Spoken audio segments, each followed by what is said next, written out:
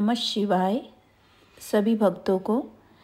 आज हम अपने YouTube चैनल पर बात करेंगे नागेश्वर महाराज ज्योतिर्लिंग की, और इसके बारे में हम आज विस्तार से बात करेंगे कि नागेश्वर ज्योतिर्लिंग जो है कैसे बना या इसकी उत्पत्ति कैसी हुई। इसके बारे में विस्तार में जानने के लिए आप हमारे साथ अंत तक बने रहें। तो मैं आपको सबसे पहले यह बताना चाहूँगी कि नागेश्वर मंदिर कहाँ स्थित है। तो नागेश्वर मंदिर हिंगोली महाराष्ट्र क्षेत्र में स्थित है। नागेश्वर मंदिर एक प्रसिद्ध मंदिर है जो भगवान शिव को समर्पित है। यह शिव जी के 12 ज्योतिर्लिंगों में से एक है और हिंदू धर्म के अनुसार नागेश्वर अर्थात नागों का ईश्वर होता है। ओम नमः शिवाय। यह विष आदि से बचाव का सांकेतिक भी है। रुद्र संहिता में इन भगवान को नागेश दारुका वने भी कहा गया है। भगवान शिव का यह प्रसिद्ध ज्योतिर्लिंग महाराष्ट्र प्रांत में हिंगोली से लगभग 26 मील की दूरी पर स्थित है। और अगर आप यहाँ पर जाना चाहते हैं तो आप हवाई जहाज़ के माध्यम से या ट्रेन के माध्यम से या अपने कोई आपके पास पर्सनल अपनी कोई कार है उसके माध्यम से भी आप यहाँ पर जा सकते हैं। इस पवित्र ज्योतिर्लिंग के दर्शन की शास्त्रों में बड़ी महिमा बताई गई है। कहा गया है कि जो भी भक्त श्रद्धापूर्वक इसकी उत्पत्ति और महात्म्य की कथा सुनेगा वह सारे पापों से छुटकारा पाकर समस्त सुखों का भोग करता हुआ अंत में भगवान शिव के परम पवित्र दिव्य धाम को प्राप्त होगा। तो मैं आपसे विनती करती हूँ कि आप अंत तक बने रहें। तो मैं अब कथा नागेश्वर ज्योतिर्लिंग की प्रारंभ करती हूँ। इस ज्योतिर्लिंग के संबंध में पुराणों में यह कथा वर्णित है। सुप्रिय नाम एक बड़ा धर्मात्मा और सदाचारी वैश्य था। वह भगवान शिव का अनंत भक्त था। वो बहुत भक्ति भाव में लीन रहता था। वह निरंतर उनकी आराधना पूजन और ध्यान में तल्लीन रहता था। अपने सारे कार्य वह भगवान शिव को अर्पित करके करता था। उसकी जो भी दिनचर्या का कार्य होता था तो वो सभी प्रभु को समर्पित करता था। मन वचन कर्म से वह पूर्णतः शिवार्चन में ही तल्लीन रहता था।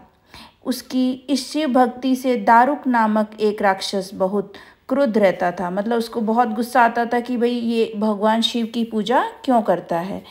उसे भगवान शिव की यह पूजा किसी प्रकार भी अच्छी नहीं लगती थी। वह निरंतर इस बात का प्रयत्न किया करता था कि उस सुप्रिय की पूजा अर्चना में विघ्न पहुँचे। मैं कैसे न कैसे करके इसकी जो पूजा पाठ ये कर रहा है तो इसको कैसे ख़त्म करूं या कैसे इसको कोई ना कोई अड़चन डाल दूं इसमें। तो आगे सुनते हैं। एक बार सुप्रिय नौका पर सवार होकर कहीं जा रहा था। उस दुष्ट राक्षस दारुक ने उपयुक्त अवसर देखकर नौका पर आक्रमण कर दिया। उसने नौका में सवार सभी यात्रियों को पकड़कर अपनी राजधानी में ले जाकर कैद कर लिया। सुप्रिय कारागार में भी अपने नित्य नियम के अनुसार भगवान शिव की पूजा अर्चना करता रहा।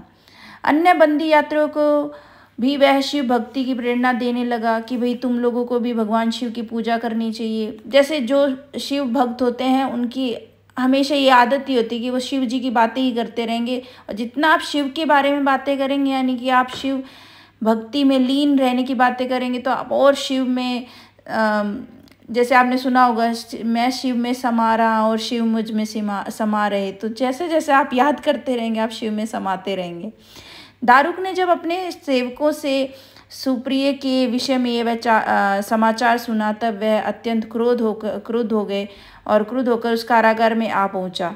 सुप्रिय उस समय भगवान शिव के चरणों में ध्यान लगाए दोनों आंखें बंद किए बैठे हुए थे और उस राक्षस ने उसकी यह मुद्रा देखकर अत्यंत भीषण स्वर में उसे डांटते हुए कहा, अरे दुष्ट वैश्य, तू आंखें बंद कर। इस समय यहाँ कौन से उपद्रव और षड्यंत्र करने की बात सोच रहा है।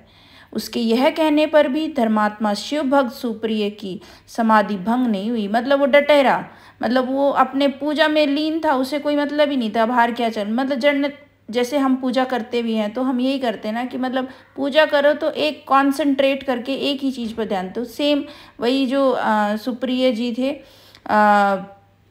वो भी शिव भक्ति में अपना पूरा तल्लीन होकर पूजा पाठ में ही लगे हुए थे। उन्हें कोई मतलब नहीं था कि भाई बाहर ये राक्षस मेरे बारे में क्या सोच रहा है, क्या कह रहा है, कुछ मतलब नहीं था उनको। अब तो वह दारुक राक्षस क्रोध से एकदम पागल हो उठा। उसने तत्काल अपने अनुचरों का सुप्रिय तथा अन्य सभी बंदियों को मार डालने का आदेश दे दिया। सुप्रिय उसके इस आदेश से जरा भी विचलित और भयभीत नहीं हुआ, क्योंकि उनको तो शिव पर विश्वास था। शिव सबके हैं और सब शिव के हैं। वे एकाग्र मन से अपनी और अन्य बंदियों की मुक्ति के लिए भगवान शिव से प्रार्थना करने लगे। और भगवान शिव से तो आप भोलेनाथ है, उनसे आप कुछ भी प्रार्थना करोगे तो आपको सब कुछ बिना मांगे ही मिल जाता है, मैं तो ये कहूँ। उसे यह पूर्ण विश्वास था कि मेरे आराध्य भगवान शिव जी इस विपत्ति से मुझे अवश्य ही छुटकारा दिलाएंगे। और उनकी प्रार्थना सुनकर भगवान शंकर जी तत्क्षण उसी क्षण मतलब उस कारागार में एक ऊंचे स्थान में एक चमकते हुए सिंहासन पर स्थित होकर ज्योतिर्लिंग के रूप में प्रकट हो गए। उन्होंने इस प्रकार सुप्रिय को दर्शन देकर उसे अपना पाशुपत अस्त्र भी प्रदान किया। इस अस्त्र से राक्षस दारुक तथा उसके सहायक का वध करके सुप्रिय शिव धाम को चला गया। भगवान शिव के आदेशानुसार ही इस ज्योतिर्लिंग का नाम नागेश्वर पड़ा। बाद में इस स्थान पर एक बड़े आमर्दक सरोवर का निर्माण हुआ और ज्योतिर्लिंग उस सरोवर में समाहित हो गया। अब मैं आपको एक पांडवकालीन इतिहास भी बताना चाहूँगी इस ज्योतिर्लिंग के बारे में।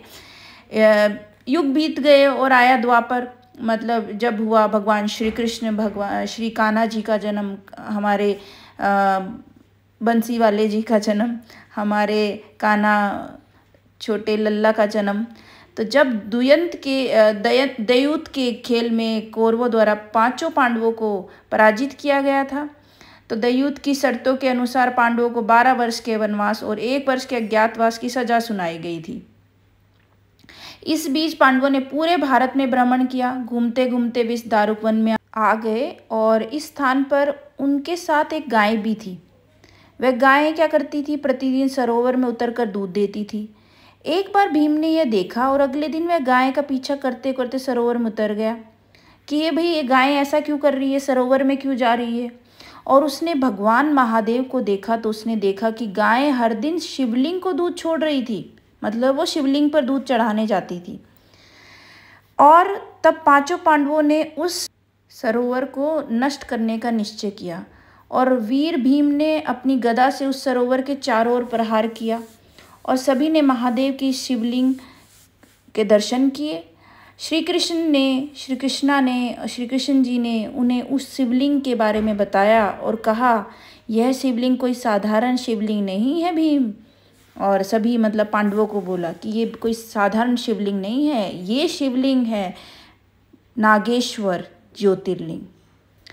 तब 5 पांडवों ने उस स्थान पर भूतल पर स्थित ज्योतिर्लिंग का भव्य अखंड पत्थर का मंदिर बनवाया। और आगे हम बात करें तो यादव काल के इतिहास की, भगवान ज्योतिर्लिंग, इस नागेश्वर ज्योतिर्लिंग की, तो और फिर समय के साथ वर्तमान मंदिर हेमाडपंथी शैली में सेऊना यादव वंश द्वारा बनाया गया था और कहा जाता है कि ये 13वीं शताब्दी का है, जो 7 मंजिला पत्थर की इमारत से बनाया गया था। इसके बाद मैं आपको बताना चाहूँगी 1600 शताब्दी के बाद का इतिहास।